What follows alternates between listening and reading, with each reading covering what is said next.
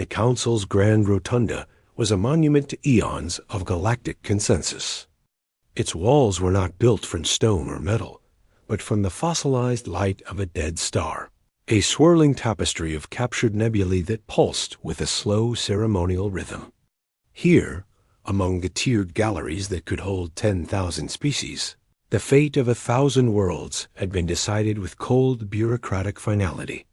Today, the fate of humanity was to be added to that ledger. Representative Alara Vance stood at the designated petitioner circle, a simple dais of obsidian that felt like standing on the edge of an abyss. Behind her, the holographic projection of Earth hung in the air, a blue and white marble that seemed obscenely fragile in this place of cosmic power. Before her, on a raised crescent of polished neutronium, sat the Triad, the 3 senior arbiters of the Council. To their left and right, in a vast amphitheater, the representatives of a dozen senior species watched with expressions ranging from pity to predatory boredom. The air hummed with a language of subsonic clicks, pheromonal whispers, and translated galactic standard, a symphony of condescension. The lead arbiter, a Xylosian named Tha-Ren, whose elongated, crystalline head refracted the light into cold, analytical shards, began the proceedings. His voice was a dry rustle, like wind over shattered glass. The petition of the species humanity from the 3rd planet of the Sol system is hereby called to order. The grievance, as filed, concerns the unilateral abrogation of treaties by a member race. Alara had prepared for this moment for 3 years. She had memorized the Council's labyrinthine charter, secured the testimonies of neutral observers, and presented a dossier so meticulously detailed that it had taken a team of diplomatic couriers a full cycle to deliver. Her voice, when she spoke, was steady, a quiet anchor in the cavernous space. Esteemed Triad, representatives of the Council, 3 standard cycles ago, the Vorketh hegemony initiated a systematic campaign against our frontier colonies. They violated 17 separate accords, the Accord on Unprovoked Military Action, the Treaty on the Treatment of Non-Council Species, a sound cut her off. It was a low, guttural chuckle, a sound like grinding tectonic plates. It came from the Vorketh representative, a hulking reptilian figure named General Vex, who stood in the gallery reserved for the accused. He didn't bother to rise. His translator unit, set to a deliberately mocking tone, broadcast his words to the entire chamber. The human speaks of treaties. It is endearing, like an ant citing the laws of gravity to a boot. A ripple of laughter, or its alien equivalent, passed through the gallery. Tha-Ren did not reprimand him.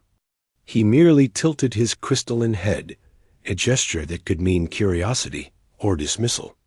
The Council is aware of the Vorketh hegemonies, expansionist policies. The so-called treaties you cite are, as General Vex implies, not universally recognized as binding in matters of resource acquisition and strategic positioning. Alara felt the floor drop from under her. She had known the Council was corrupt, sluggish, a bureaucracy more concerned with maintaining its own power than with justice. But she had banked on the letter of the law. Now, she saw that the law was merely a suggestion, a set of polite guidelines for those who couldn't enforce their will. The Vorketh incinerated an agricultural colony, she pressed, her voice hardening. 17,000 civilians. The Council's own observers documented the use of prohibited atmospheric ignition weapons. A regrettable misallocation of force, General Vex interjected, rising to his full, imposing height. He stepped down into the central well, his clawed feet leaving faint scratches on the ancient obsidian. He did not look at Alara. He addressed the Triad, his voice a confident rumble. The Sol system sits astride a minor, yet strategically useful pocket of dark matter. The Vorketh hegemony requires this resource for the stabilization of its border territories that protect this very Council from extragalactic threats. The human claim to this space is recent, fleeting. They have no history, no contribution to the galactic order.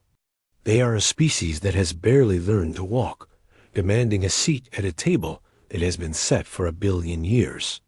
He finally turned to Ilara, his slitted eyes gleaming with predatory amusement.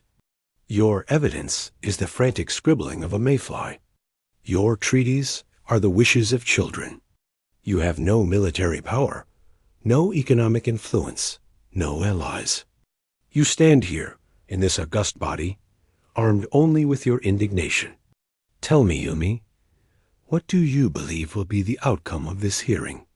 Alara looked from Vex's triumphant sneer to the impassive, refracting face of Arbiter Tharin. She looked at the other representatives. Some were checking data feeds. Others were engaged in quiet conversations. A few watched with the detached interest one might afford a dying animal. The silence stretched, not in suspense, but in verdict. No one spoke for her. No one moved to defend a world they saw as primitive, irrelevant, a claimant on a resource they themselves might want someday. Arbiter Tharin finally broke the silence. His voice was devoid of malice, which made it infinitely worse. It was the voice of a system completing its function. The Triad has reviewed the materials submitted. The historical claims of humanity, too. The contested sectors are deemed insufficiently established under the Council's doctrine of ancient precedents. The Vorkith hegemony's security concerns are recognized as valid. The petition is dismissed. All treaties, agreements, and memoranda of understanding between humanity and the Council, or its member species, are hereby rendered null and void. The Council does not recognize the Sol System's claim to sovereignty beyond its primary stellar body. You are not a client species. You are not a protected species. You are, by this ruling, a non-entity. He made a small gesture with a slender, multi-jointed hand. A clerk appeared at Ilara's side, holding a simple data slate. On it was the official decree. As she watched, line by line, every treaty Earth had ever signed trade pacts, scientific exchange agreements, non-aggression treaties. Even the charter for the small embassy she stood indissolved from the document, leaving only ash-like particles of corrupted data that swirled and faded. The humiliation was not in the words, but in the utter lack of ceremony. It was not an execution. It was an eviction. A cosmic you don't matter. General Vex gave her a final, dismissive look, a predator no longer interested in prey that had already fallen. The representatives began to file out, their conversations resuming, their business done for the day. The grand rotunda, with its walls of fossilized light, suddenly felt like the most desolate place Ilara had ever been. She stood alone on the obsidian dais, the holographic Earth behind her flickering as the power feeds to the human delegation were cut. She was not a representative anymore. She was a ghost, an error message in a system that had just deleted her entire species from its memory. The clerk had vanished. The lights in her section of the rotunda dimmed. The silence that fell was absolute. She looked at the data slate, at the ash of her civilization's interstellar future. Then a cold crystalline fury began to form in her chest, pushing out the despair. She had not been dismissed because she was wrong. She had been dismissed because she was weak. The law was not a shield. It was a prize, claimed by those with the strength to wield it. She tucked the inert slate into her tunic and walked out of the rotunda. The corridors of the council station were emptying, the great powers retreating to their luxurious quarters. No one saw her. No one would remember her. But as she walked, her mind, forged in the relentless pressure of human ingenuity and desperation, was already working. She did not have an army. She did not have a fleet. But she had a mind, and she had a goal. Before the next session of the council, before the Vorkith could consolidate their claim, she would make them remember the error of their ancient, complacent ways. The hunt was not over. It was just beginning. The corridors of the council station were designed for contemplation, not haste. Their sweeping, organic curves were meant to encourage the slow, stately pace of beings who measured time in millennia. Alara Vance used them for speed, her soft-soled boots making no sound as she navigated the back routes. She had learned during her 3-year tenure as a ghost in this machine. The main promenades were empty. The delegates and their retinues were retreating to their sovereign quarters to celebrate their victory or to mourn humanity's irrelevance. No one was watching the servants' passages, the environmental control access ways, the little-used transit tubes that connected the station's public face to its beating. Mechanical Heart. Her destination was a small, unremarkable office in the administrative sector. It belonged to a functionary named Zell, a being of the Myslid Compact, a species known for their logistical genius and their profound, almost religious, indifference to politics. Zell had been her contact, her one tenuous thread to the station's underbelly. He owed her a favor 3 years ago. She had intercepted a piece of bureaucratic sabotage that would have seen his entire department's funding diverted to a rival's pet project. For a Myslid, whose sense of honor was tied to the intricate networks they managed, such a debt was not forgotten. But she found his office door ajar. Inside, the air was cool and smelled of damp earth. Zell was a network of mycelial threads bundled into a vaguely humanoid shape, his body a living map of connections. He sat before a console that displayed a dizzying array of logistics data, cargo manifests, energy consumption charts, personnel movement schedules for the entire station. He did not turn as she entered. A soft, whispering voice emanated from a translator disk on his desk. I saw the feed from the rotunda. Your treaties are ash. They are, Alara said, stepping inside and closing the door. The click of the latch was the sound of sealing herself into a new reality. Now I need to know what isn't. Zell's form pulsed, a ripple of color traveling through his network. It was his equivalent of a sigh. Alara, there is no appeal. The Triad's ruling is final. The Council has removed your species from its ledger. You are unpeople. What you are planning, I can sense it in the tension of your stance, the pheromones you are leaking. It is not a request for passage or a new identity. No, she agreed, walking to his console. On the screen, she saw a schematic of the council station. It was a torus, a massive ring spinning around a central hub. The hub was the political heart, the rotunda, the embassy levels, the arbiter's chambers. The ring was the infrastructure, the docking bays, the commerce sectors, the environmental systems, the communication arrays.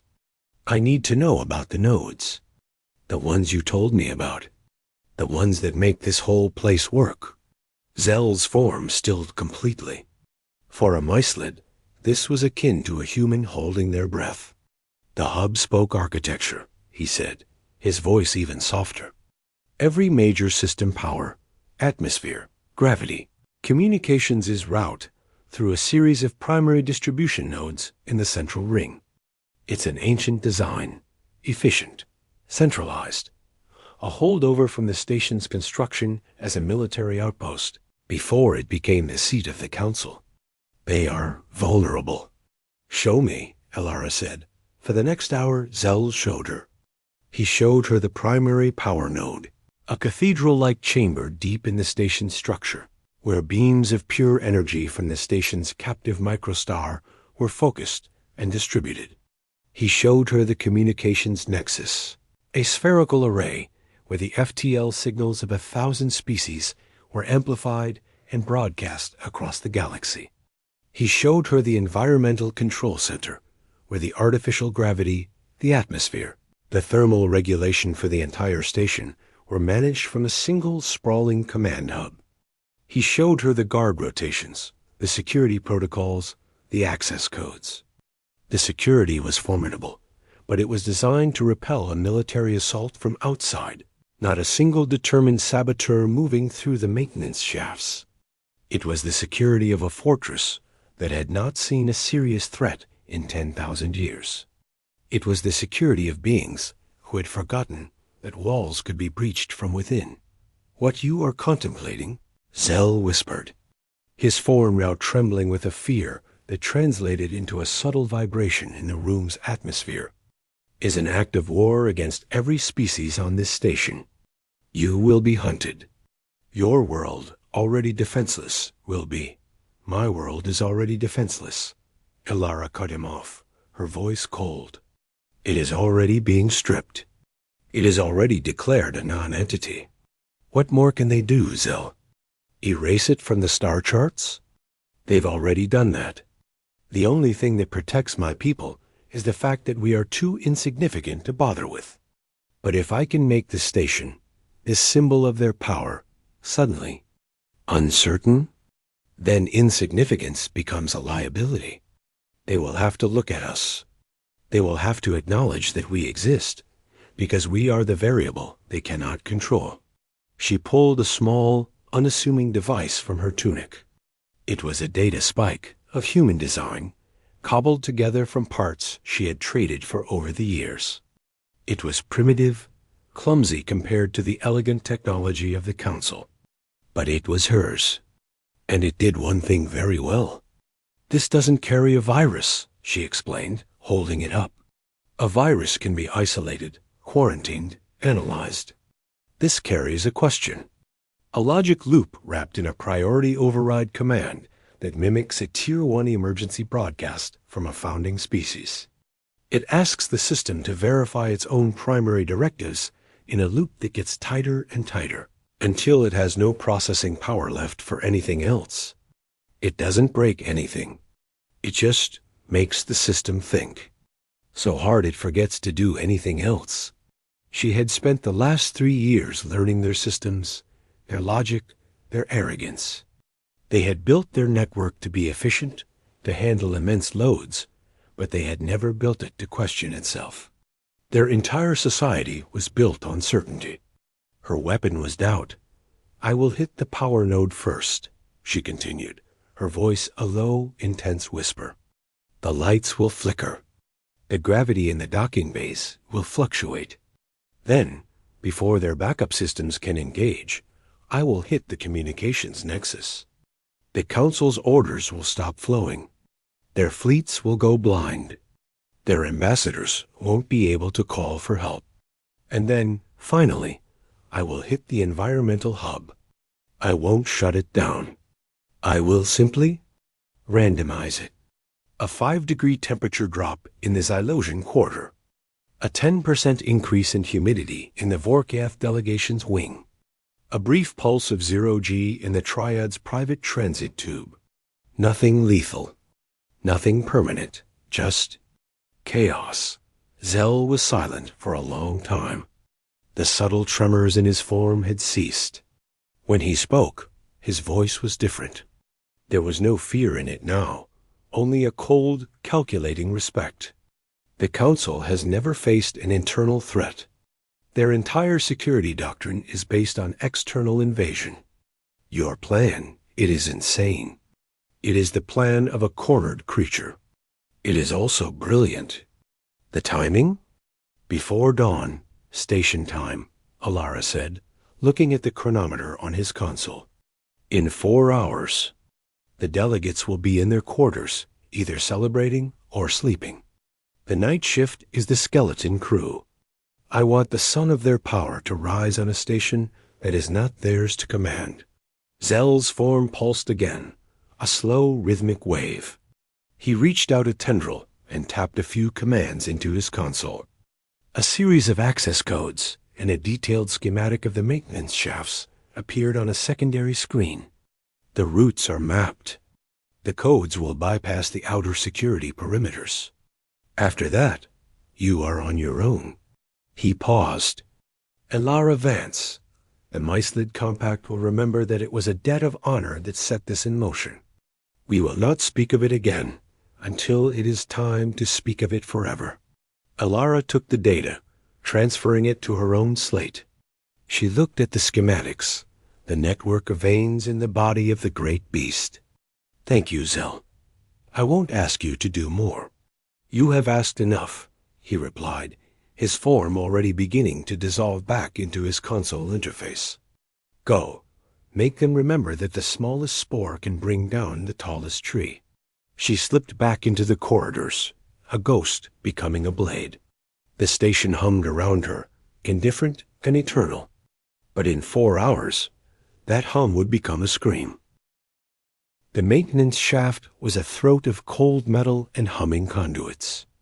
Elara moved through it with the practiced silence of a woman who had spent her entire life learning to navigate the cramped, hostile environments of humanity's first starships. The Council's technology was sleek and elegant on the surface, but the arteries were utilitarian, designed for repair drones, not living beings. The air was thin and recycled, carrying the scent of ozone and alien lubricants. Her soft-soled boots gripped the magnetic rungs as she descended. The access codes Zell had given her whispering past security checkpoints that hadn't been manually overridden in centuries.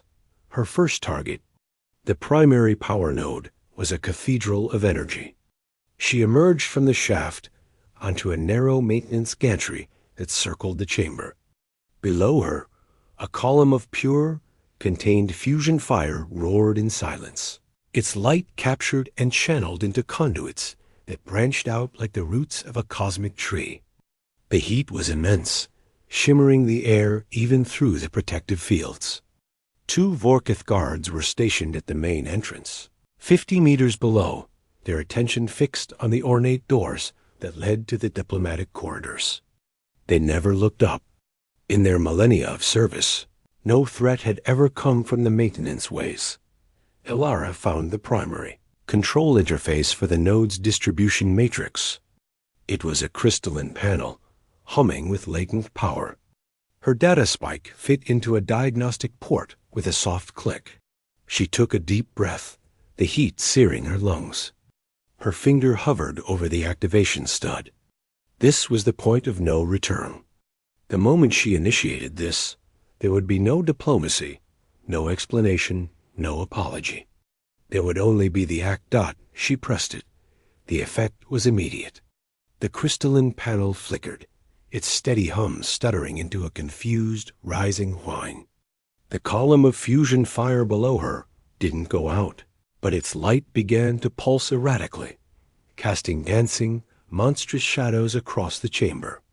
One of the Vorketh guards below looked up, his reptilian head cocking in confusion. The main lights in the chamber dimmed to a murky twilight. Alarms began to blare, but they were the wrong alarms, not the precise, targeted wail of a specific failure, but a confused chorus of conflicting error messages. The data spike was doing its work, flooding the system with a recursive query that was devouring processing power. The node's sophisticated I was suddenly too busy trying to answer the question, "Are you functioning correctly?" to actually regulate the power flow. Elara was already moving, her body sliding back into the maintenance shaft before the first emergency drone could be dispatched. Behind her, she heard the confused shouts of the Vorketh guards. The sudden, terrifying silence as the environmental systems in their section lost power and then surged back on, overcompensating.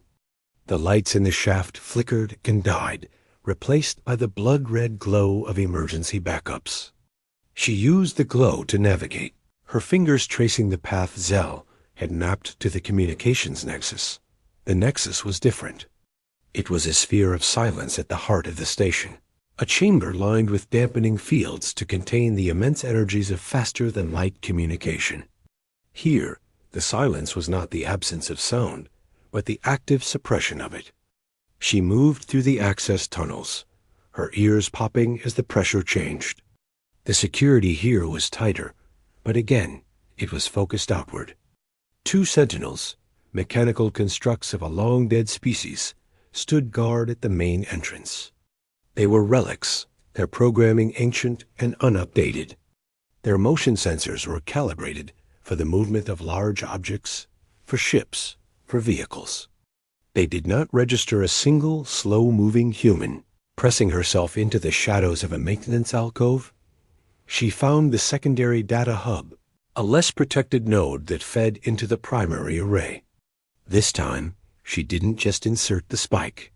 She integrated it, physically wiring it into the system's core architecture with a set of human-made fiber optics she had painstakingly prepared. The Council systems were wireless, reliant on energy fields that could be jammed or disrupted. She gave them a physical connection they couldn't ignore, a hardwired path for her logic bomb to travel directly into their neural network. She activated the second spike. The effect was not visual, not this time. It was a sound, or rather, the cessation of sound. The deep, subsonic hum that was the station's constant, unnoticed heartbeat, the sound of data flowing across the galaxy simply stopped. In its place was a dead, hollow silence. Then the sound returned, but it was wrong. It was a jumble, a chaos of fragmented signals, priority overrides screaming into the void, diplomatic channels broadcasting static, military frequencies looping on corrupted commands. The sentinels at the main entrance twitched, their ancient programming receiving a cascade of contradictory orders. One of them began to list to the side, its internal gyroscopes confused. The other simply shut down, its systems overwhelmed. Alara moved. She had one more stop. The Environmental Control Center was the station's lungs and heart, its gravity and its breath. It was also the most heavily guarded. But by now, the station was in chaos. Alarms were sounding everywhere, but they were the wrong alarms for the wrong sectors. Delegates were flooding the communication channels that no longer worked. The Vorkith delegation was trying to raise their fleet, receiving only the screaming loop of her logic bomb. The Xylosian arbiters were sequestered in their private chambers, their environmental systems fluctuating wildly, their crystalline bodies sensitive to the slightest temperature change. By the time Ilara reached the environmental hub, the guards had been called away to deal with a critical hull breach, alarm she had manufactured in a distant cargo bay. The control center was staffed by 3 terrified technicians of a species she didn't recognize, their primary systems showing a cascade of failures that didn't exist. She slipped past them, invisible in the chaos, and accessed the tertiary control panel. Her final spike was not a weapon.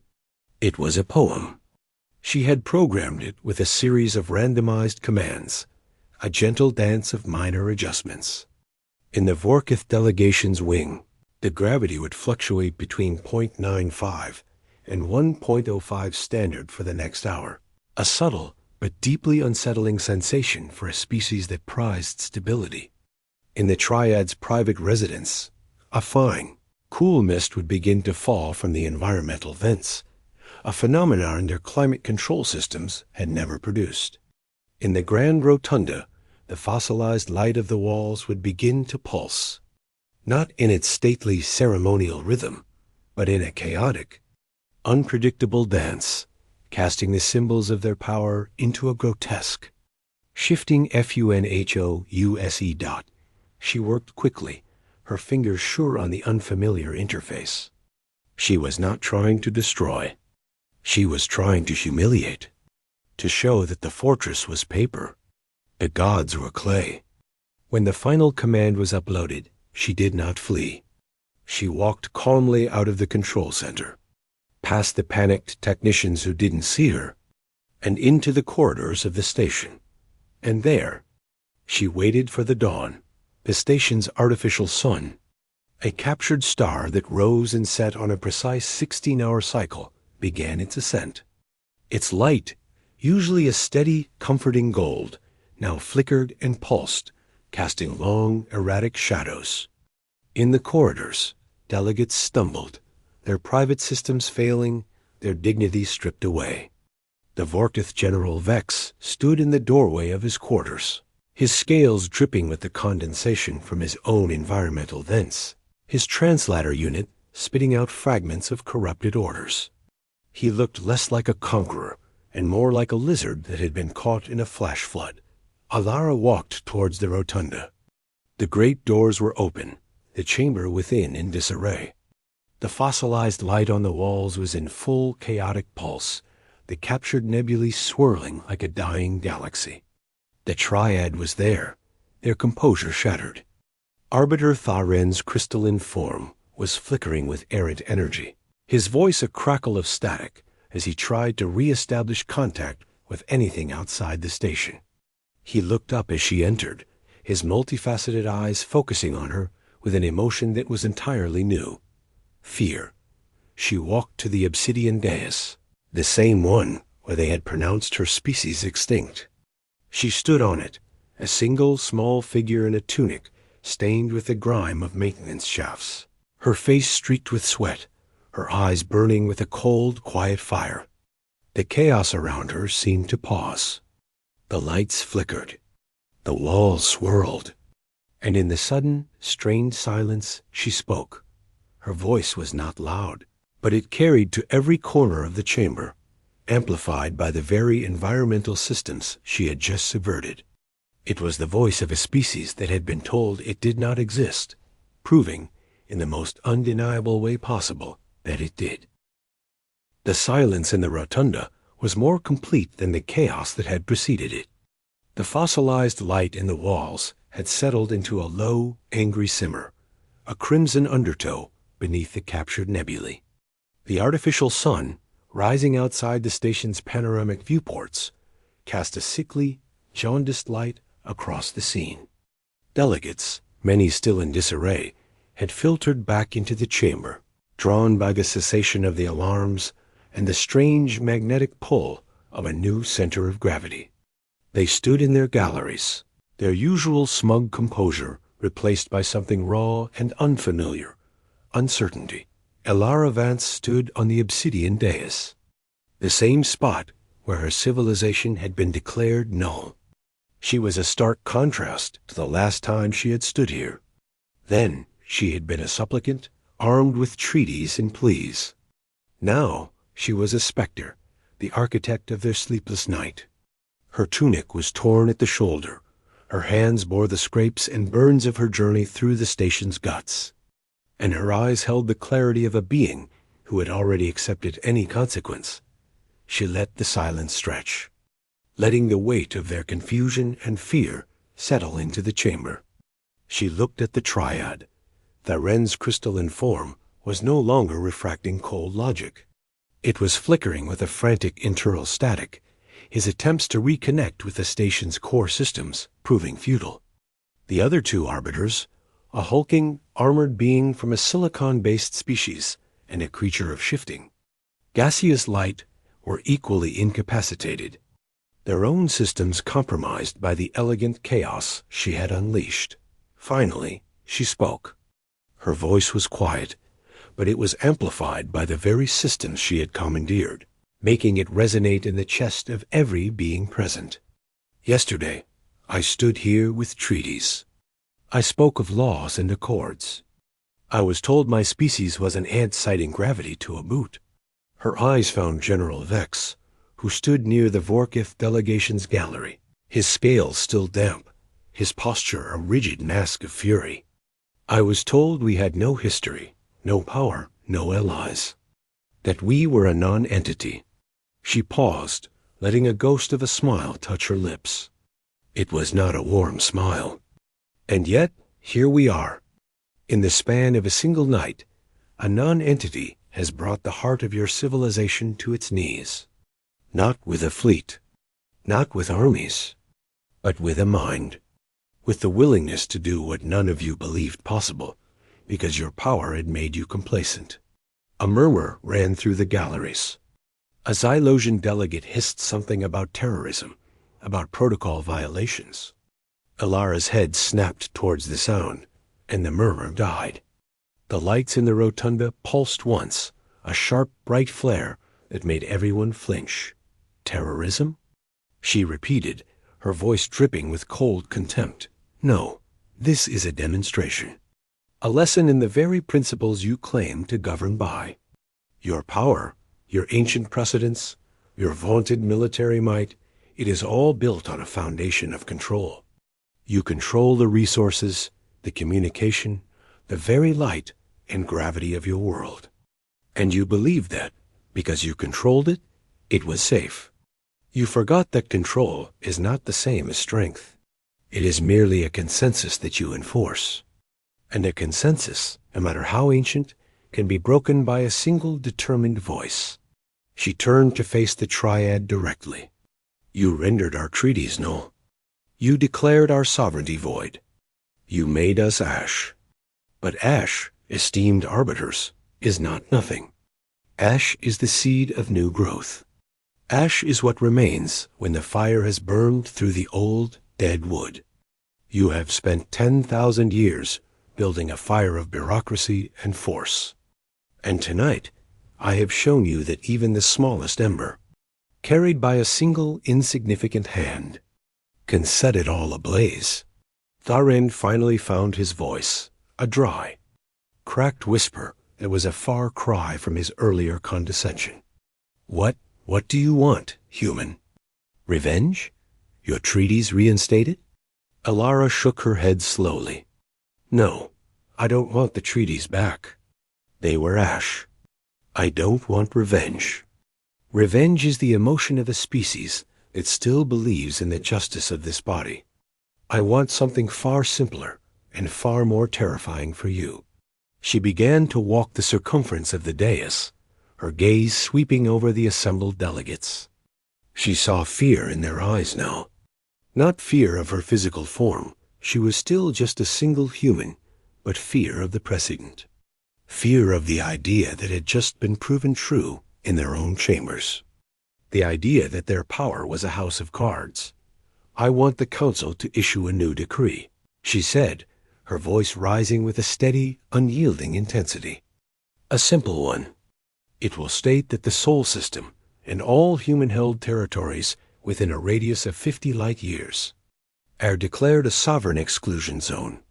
No council vessel, no member species military force, no corporate entity is to enter this space without explicit, documented invitation from a recognized human government. Any violation will be considered an act of aggression, and the council will not interfere with the response of the human species to such aggression. A scoff erupted from the Vorkith gallery.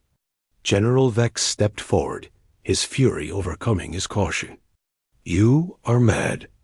You hold our systems hostage for a few hours, and you think you can dictate terms? The moment we regain control, we will. You will what? Alara interrupted, turning to face him fully. Regain control? Look at your data slate, General. Vex hesitated, then glanced at the device on his wrist. His reptilian face went through a fascinating series of contortions, confusion, disbelief, and finally, a dawning, horrified understanding. Alara explained for the benefit of the chamber. The logic loops I planted weren't just designed to crash your systems. They were designed to learn, to adapt. They have spent the last hour mapping every security protocol, every backup system, every fail-safe you thought was hidden. The moment you try to purge them, they will not simply fight back. They will trigger a cascade failure in your primary power grid that will take months to repair. Every time you try to isolate them, they will find a new route, a new vulnerability. I didn't just break your systems tonight. I proved that they are fundamentally, structurally, irredeemably broken. She let that sink in, watching the color drain from the faces of the technocrats in the galleries. You are not dealing with a virus you can cure. You are dealing with an immune response you cannot suppress. My code is in your bones now. It will remain there, dormant, as long as you respect the new reality. The moment you don't, it will remind you.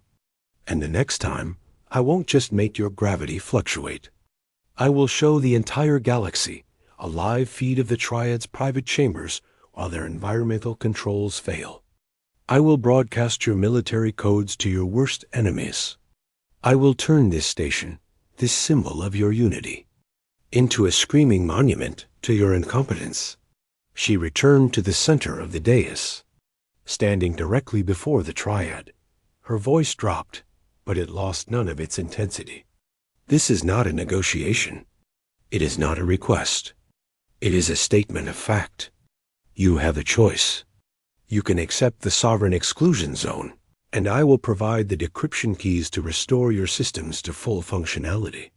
You will never see me again, and humanity will tend to its own garden behind a wall of your own making. Or you can refuse. You can try to find a way to purge my code, to hunt me down, to make an example of my world. And I promise you, before your warships can even leave orbit, I will take this entire station and everyone on it into the dark. Not through malice, but through the simple, incontrovertible logic of the code I have sewn into your soul. The silence that followed was different. It was not the silence of confusion or fear. It was the silence of a system recognizing a new equilibrium. The triad conferred, their communication now a frantic, encrypted exchange that Alara knew was pointless. Their encryption was as flawed as everything else. She could have listened in, but she didn't need to. She already knew the outcome. After a long, agonizing moment, Arbiter Tharen's crystalline form stabilized. The static in his voice cleared, replaced by a weary, ancient resignation. The triad accepts the proposal. The Sol system and its associated territories are declared a sovereign exclusion zone, effective immediately. All Council member species are hereby ordered to respect this boundary. Provide the decryption keys. Alara pulled a small, data-filled crystal from her tunic, the Master Key, the one thing they wanted more than anything else. She held it up for all to see.